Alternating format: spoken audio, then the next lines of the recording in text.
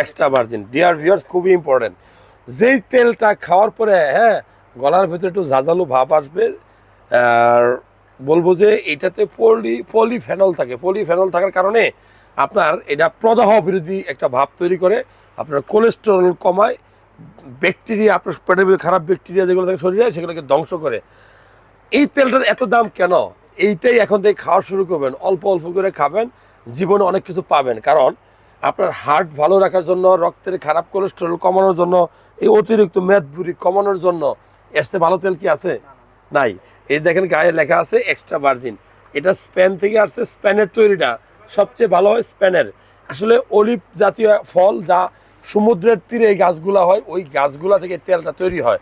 So এখন থেকে extra virgin olive oil তেল খাবেন, আপনার হার্ট ভালো থাকবে, ভালো কোলেস্ট্রলগুলো আপনার শরীরে জমা হবে, খারাপ কোলেস্ট্রলগুলো ধ্বংস হবে, ওজনটা কমে যাবে।